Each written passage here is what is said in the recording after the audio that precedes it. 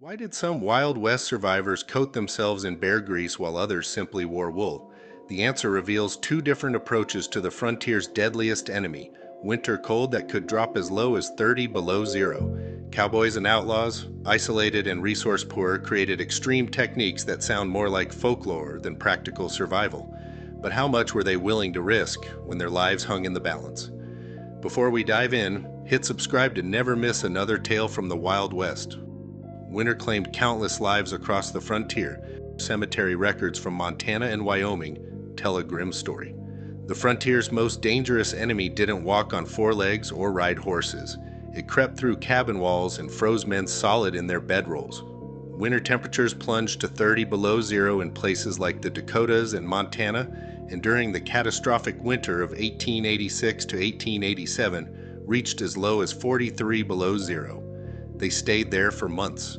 Blizzards raged for weeks without stopping. Winds moved fast enough to freeze exposed skin in under 3 minutes. Men lost consciousness from cold shock before they could find shelter. That winter earned its nickname through death. It followed a drought-ridden summer that had already weakened cattle and depleted grass supplies. The Big Die-Up killed hundreds of thousands of cattle across the northern plains. Entire ranching operations disappeared overnight, including Teddy Roosevelt's ranch in the Dakota Territory. Ranch owners who had been wealthy in November faced bankruptcy by spring. Frostbite attacked without mercy. Strong men went to sleep and never woke up. Their bodies grew rigid as the temperature dropped through the night. Isolation bred its own madness. Cabin fever twisted minds during endless dark months. Men walked into blizzards rather than face another day trapped indoors. The psychological damage matched the physical destruction caused by sub-zero winds. Two survival philosophies emerged from this frozen hell. Some families had learned to watch for signs that meant the difference between life and death. These families had mastered a systematic approach that treated winter survival like engineering. They studied what worked. They shared knowledge with neighbors. They tested methods before staking their lives on them. One mistake in clothing could cost fingers or toes. A poorly sealed cabin could become a tomb by morning. The base layer touched skin directly. Wool or linen pulled moisture away from the body before it could freeze. Cotton earned its nickname as the death fabric. It trapped sweat and dampness against skin. That moisture turned deadly when temperatures dropped.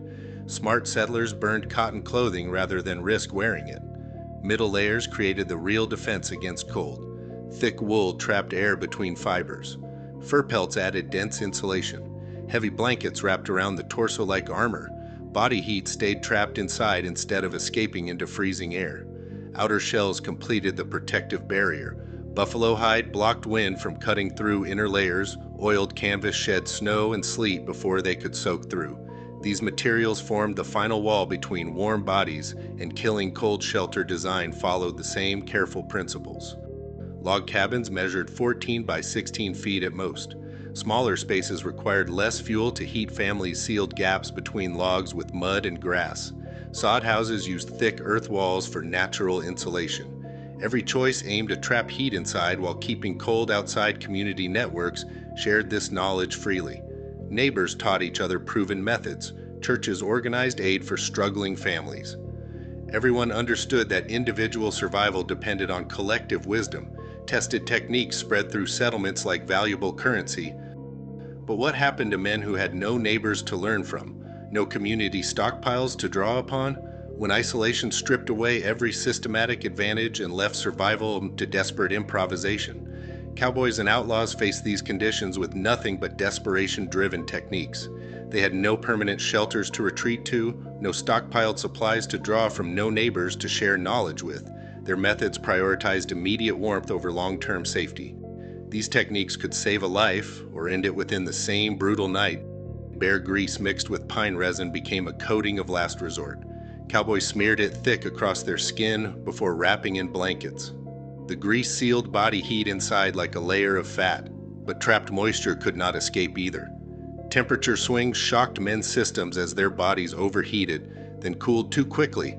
Underground furnaces ranged from crude death traps to sophisticated survival engineering. Cowboys dug shallow pits and lined them with stones, burning small fires below, while sleeping above cave-ins buried sleeping men under dirt and rocks. but skilled fire builders created elaborate underground furnace networks that channeled heat safely through stone-lined tunnels. Some cowboys pressed against horse bellies for shared animal warmth. Horses generated heat through their large mass and thick coats, but horses kicked, rolled, and bolted without warning. Sick or dying horses provided no warmth while still carrying deadly risks. Whiskey followed precise but dangerous measurements. One shot 30 minutes before sleep, another at 2 in the morning. Alcohol created false sensations of warming while actually increasing heat loss through blood-thinning effects. Impaired judgment led to deadly mistakes in survival situations. When blizzards ended, families who followed systematic approaches emerged healthy, while isolated cowboys who gambled on extreme methods often paid the ultimate price. The contrast between these outcomes revealed a fundamental truth about frontier life. They divided food among struggling families. They provided labor for emergency repairs. These redundant support systems could absorb individual failures without catastrophic loss. When chimney smoke stopped rising from a cabin, it triggered immediate concern and action. Churches coordinated aid for families facing hardship. Community organizations tracked who needed help and who could provide it. They ensured that temporary setbacks did not become death sentences. Shared entertainment combated the psychological warfare of cabin fever. Families gathered for storytelling sessions during dark winter months. They organized simple games and group meals. These activities maintained mental health when isolation and darkness drove men to madness. Prairie madness claimed lives just as surely as freezing temperatures.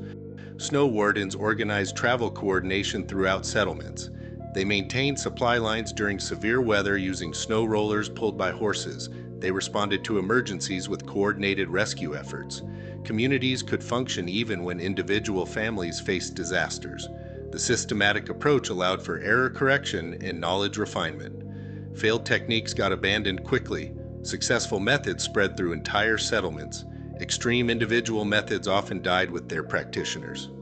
The Wild West's greatest survival lessons centered on collective wisdom rather than individual toughness. Shared knowledge and mutual support transformed deadly winters into manageable seasons. Communities that worked together created safety nets that no lone cowboy could match through courage alone. These truths challenge everything we thought we knew about frontier survival. The frozen frontier taught a lesson that Hollywood forgot. Survival was not about lone heroes battling the elements. It was about communities that turned deadly winters into manageable seasons through shared knowledge and systematic preparation.